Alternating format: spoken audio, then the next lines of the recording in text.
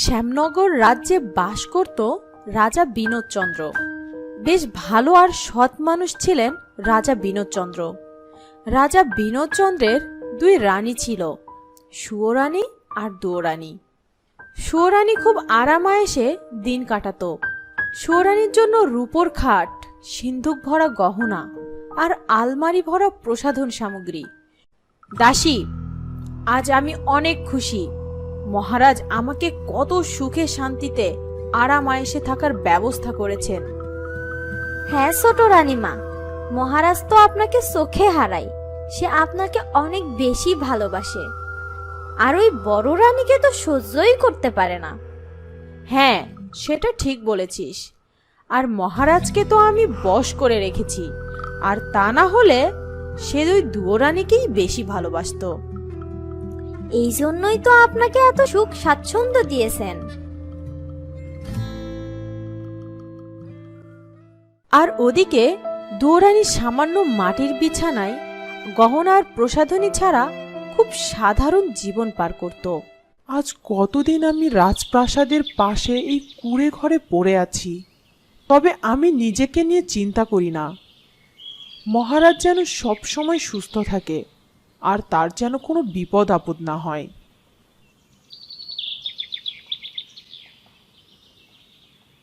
পরদিন রাজা রাজ্য ভ্রমণে বের হয়।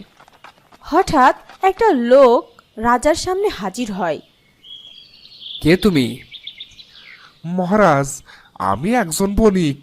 এই বাণিজ্যের জন্য এই রাজ্যে এসেছিলাম, কিন্তু আমি পথ হারিয়ে ফেলেছি। আমি এই রাজ্যের রাজা বিনোদচন্দ্র। আমি তোমাকে তোমার পথ চিনিয়ে দিতে সাহায্য করব।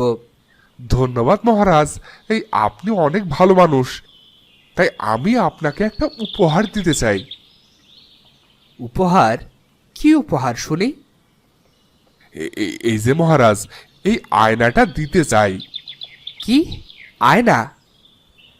হ্যাঁ মহারাজ, এটা কিন্তু কোনো সাধারণ আয়না নয়। এই আয়না কথা বলতে পারে, আর মুহূর্তের মধ্যেই অনেক জায়গার খবর এনে দিতে পারবে। আর এই আয়না সব সময় সত্য কথা বলে।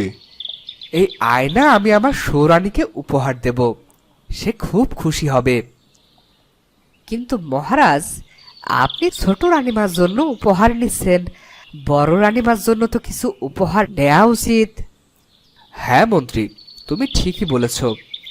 হঠাৎ একটি বানর রাজার পায়ের সামনে এসে হাজির হয়। যা যা, এই যা যা।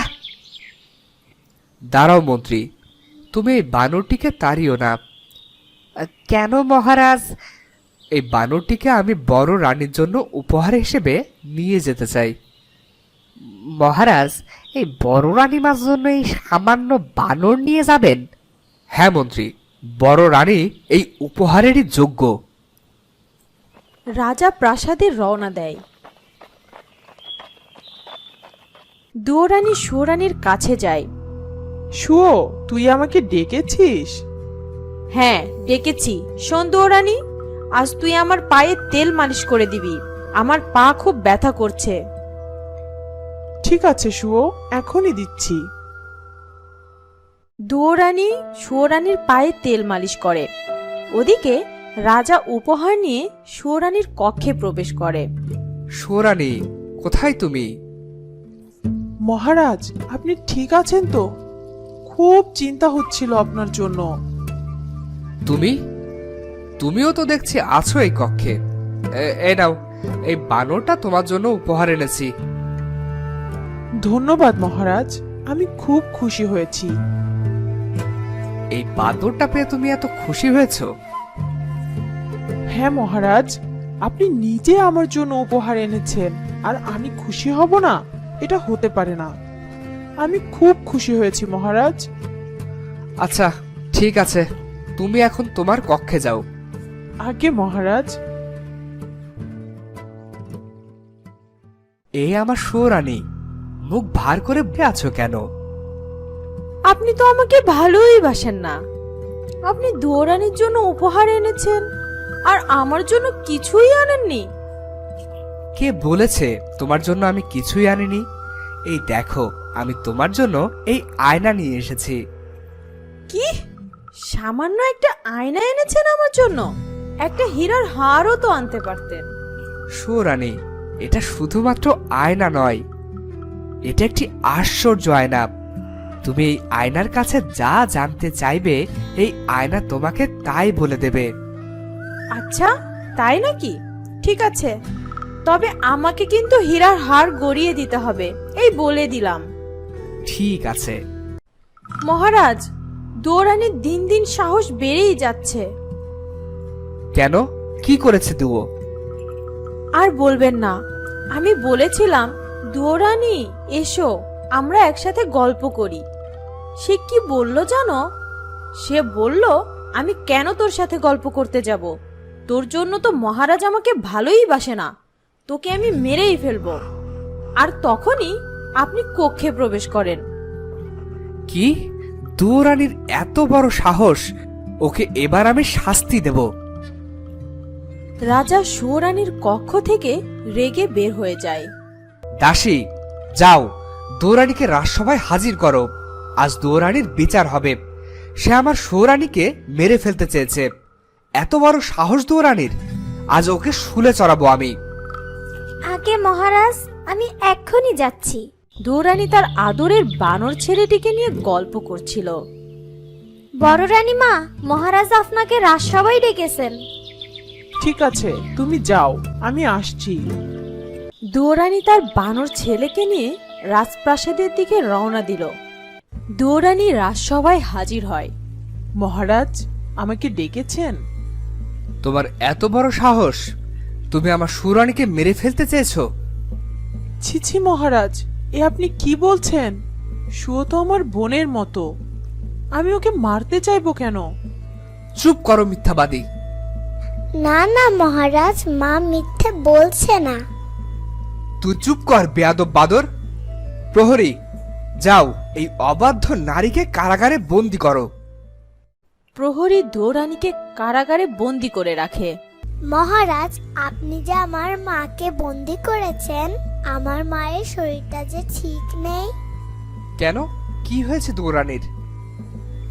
মায়ের যে ছেলে হবে, আপনি যে বাবা হবেন মহারাজ। কি কি বলছিস তুই? এসব সত্যি নাকি? হ্যাঁ মহারাজ, সত্যি সত্যি সত্যি। ঠিক আছে, আমি তোর কথা মেনে নিলাম। তবে যদি এই কথা মিথ্যা হয় তবে আমি তোর গর্দান নেব। ঠিক আছে মহারাজ, এখন আমার মাকে মুক্ত করে দিন। রাজা দুয়োরানীকে মুক্ত করে দিল। তুই মহারাজকে মিথ্যে বলেছিস কেন? সে যদি সত্যিটা জানতে পারে তাহলে তোকে আর আমাকে দুজনকেই মেরে ফেলবে। তুমি চিন্তা করো না মা, আমি আছি তো, আমি সব কিছুই সামলে নেব।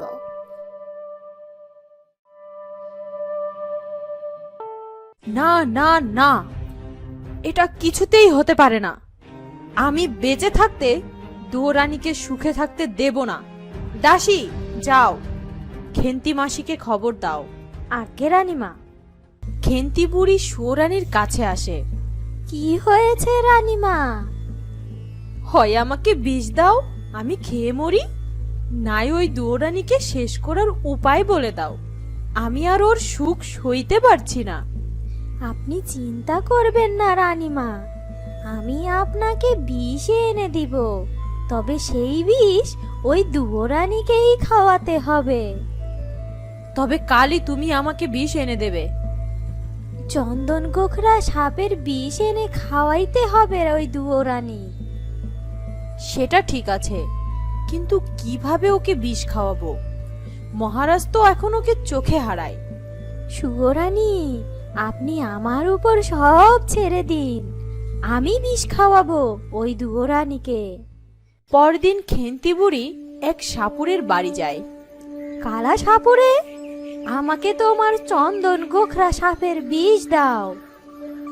কিন্তু এই বিষ তো খুব মারাত্মক, এই বিষ দেওয়া যাবে না।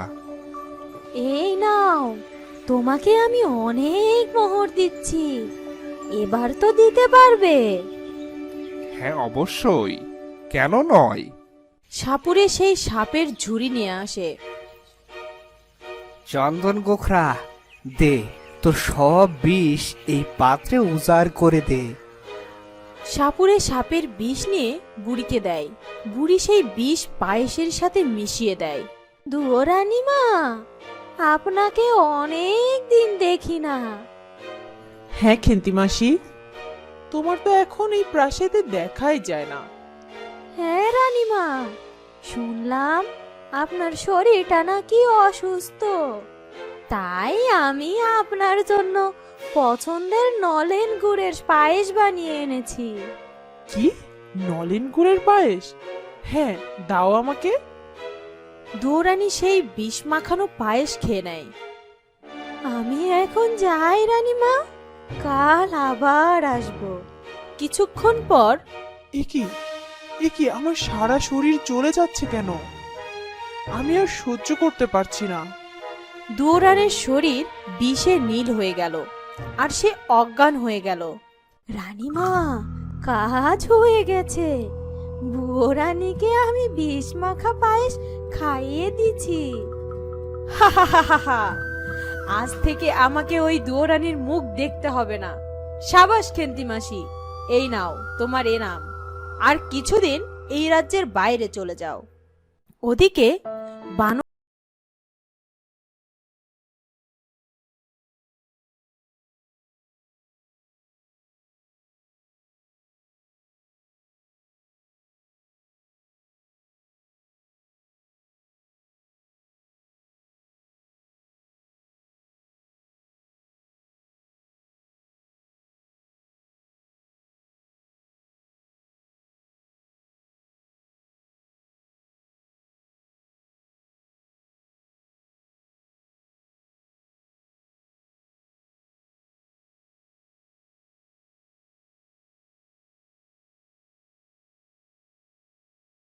হয়েছিল আমার? তোমার কিছুই হয়নি মা, তুমি মাথা ঘুরে পড়ে গিয়েছিলে। আমি থাকতে কি তোমার কিছু হতে পারে? তুই ঠিক বলেছিস বাবা, তুই তো আমার শেষ সম্বল। ওদিকে সুয়োরানীর কানে দুয়োরানীর সুস্থ হওয়ার খবর পৌঁছে যায়। আজ ওই বাদরটার জন্য দুয়োরানী বেঁচে গেল। দেখতে দেখতে 9 মাস কেটে গেল। প্রহরী, যাও বাদরকে তলব করো। আজ্ঞে মহারাজ। প্রহরী বানরকে ডেকে আনলো। আমাকে ডেকেছেন মহারাজ? আমার ছেলের কি এখনো জন্ম হয়নি, নাকি সবই তোর মন গড়া গল্প? না মহারাজ, আপনার একটি ফুটফুটে ছেলে হয়েছে। সত্যি সত্যি বলছো তুমি? কোথায় কোথায় আমার ছেলে? আমি তার মুখখানা দেখে ধন্য হতে চাই। মহারাজ, রাজকুমারের যে 5 বছর হতে হবে, তারপর আপনার ছেলের বিয়ের ব্যবস্থা করতে হবে, না হলে আপনি আপনার ছেলের মুখ দেখতে পারবেন না। হ্যাঁ হ্যাঁ, তুমি ঠিকই বলেছ। দেখতে দেখতে 5 বছর কেটে গেল। এবার তো মহারাজ তার ছেলের মুখ দেখতে চাইবে। এবার কি করব আমি? আমি সব ব্যবস্থা করছি মা। মহারাজ, আপনার ছেলের তো 5 বছর পূর্ণ হলো। এবার তার জন্য পাত্রী জোগাড় করুন, তার যে বিয়ে দিতে হবে। হ্যাঁ, তুমি ঠিকই বলেছ। মন্ত্রী, যাও তুমি পাত্রের খোঁজ করো। কালই আমি আমার ছেলের বিয়ে দিতে চাই। আজ্ঞে মহারাজ, আমি এখনই সুপাত্রীর খোঁজ করছি। মন্ত্রী প্রতাপগড় রাজ্যের রাজা সুনীল রাজার মেয়ে রূপমতির সাথে রাজার ছেলের বিয়ে ঠিক করলো।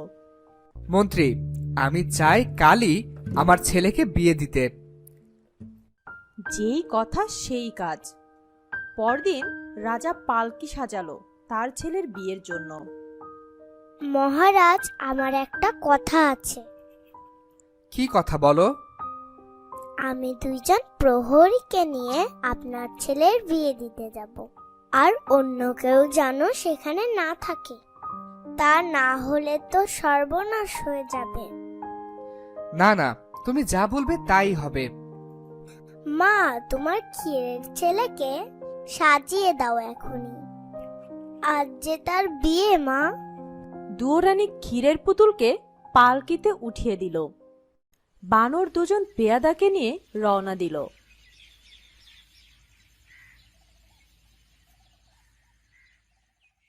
সন্ধ্যা তো হয়ে এলো। হ্যাঁ, আর জঙ্গলের পথ তো অনেক বিপজ্জনক। আজ রাতটা বরং এখানেই কাটিয়ে দিই, কাল ভোরেই রওনা দেয়া যাবে। ঠিকই বলেছ তুমি।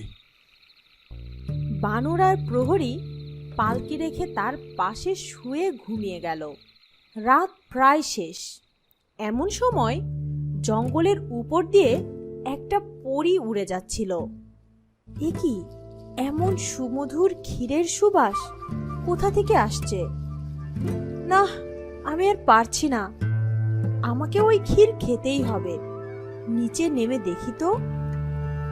পরী নিচে নেমে আসে।